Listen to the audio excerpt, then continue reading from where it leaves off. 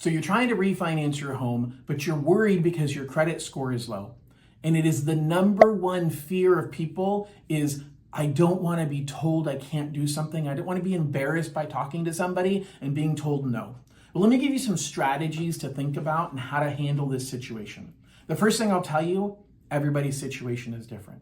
But I'll tell you that you have to balance out or look at how the mortgage industry balances out the three components that we use to approve you. Credit score is one of them. The amount of equity you have in the home is the second one. Your income or debt to income ratio is the third one. And when you're weak in one of those areas, but we can be strong in the other two, we can often help you out.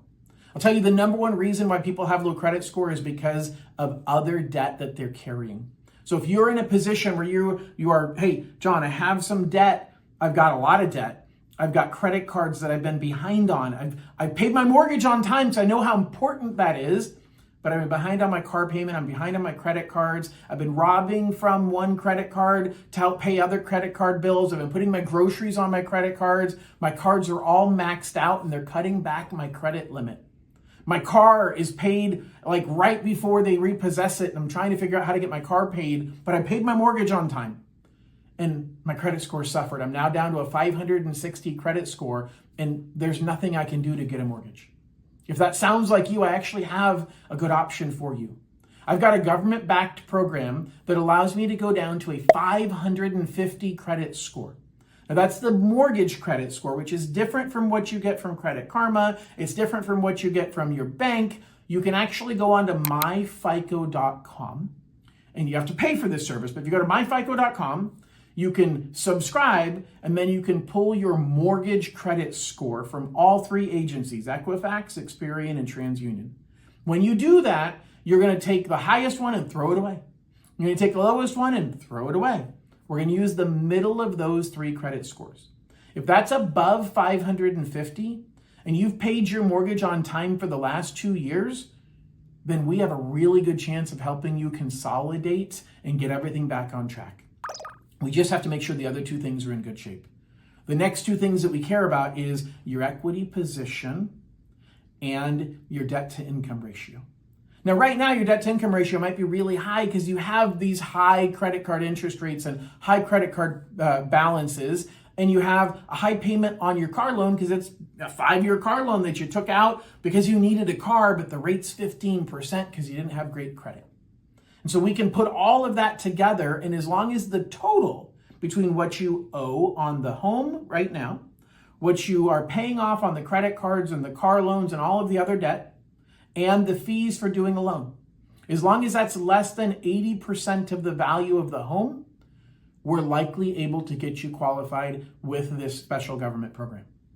And it allows you to put everything into one reasonable interest rate. I won't say low. You're not going to get the best rates. Best interest rates come when you have the best credit. But it's going to be reasonable. And if it's not reasonable, the numbers don't make sense, I'm not going to let you do it.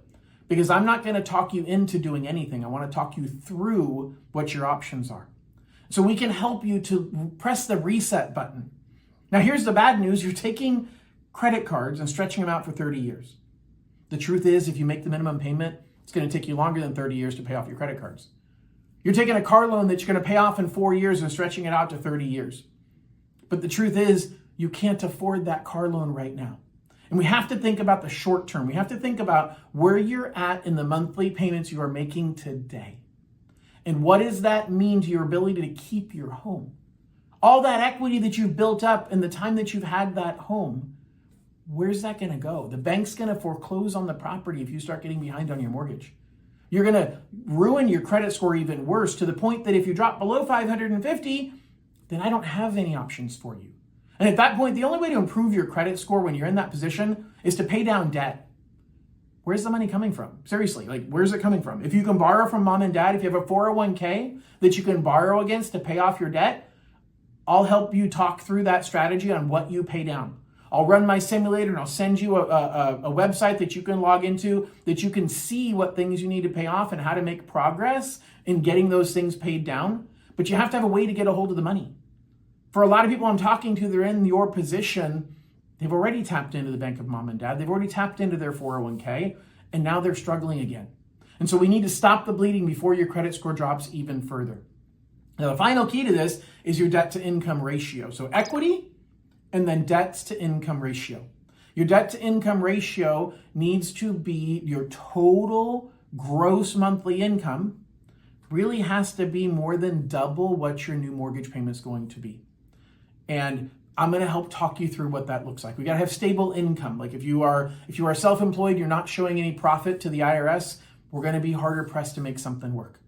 But if you are an employee of a company, you work your 40 hours a week, you make some overtime maybe, you've got stable paychecks, that money's going out faster than it's coming in.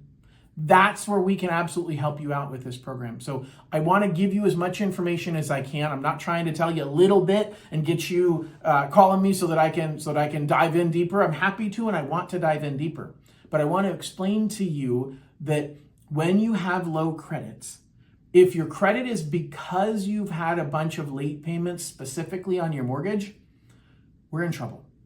Because mortgage late payments make mortgage companies not want to take a chance on you again. And so if you have a lot of recent mortgage late payments, shoot me a message. I'll talk you through what we've got. I'll talk with you. I'm happy to do that.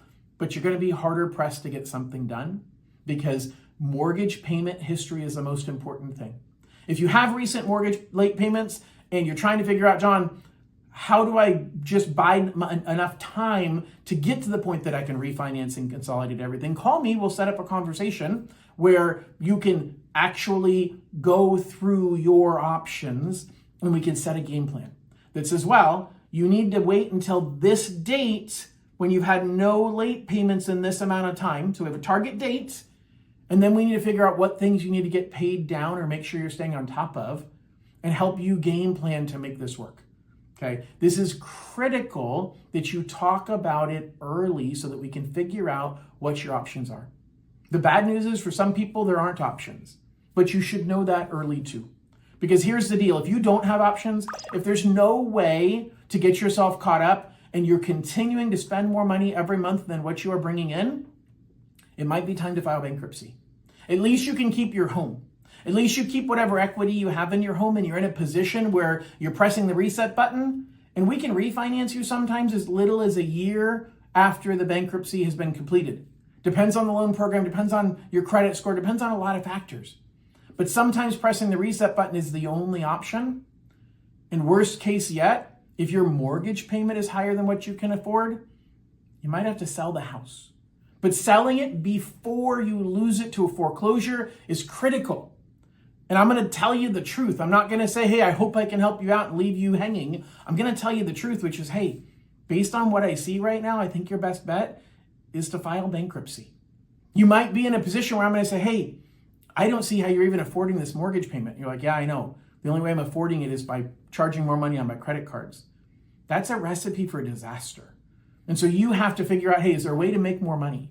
Can I get a different job? Can I go ask my boss for a pay raise because I haven't gotten one in 5 years? There's lots of things that you can do, but what I don't want you to do is to be a victim. I don't want you to sit back and say, well, my credit score sucks and nobody will give me a mortgage and there's nothing I can do. There's always something you can do, even if it means file bankruptcy, even if it means selling the property. But what's going to happen if you do nothing is ultimately the bank's going to take your home.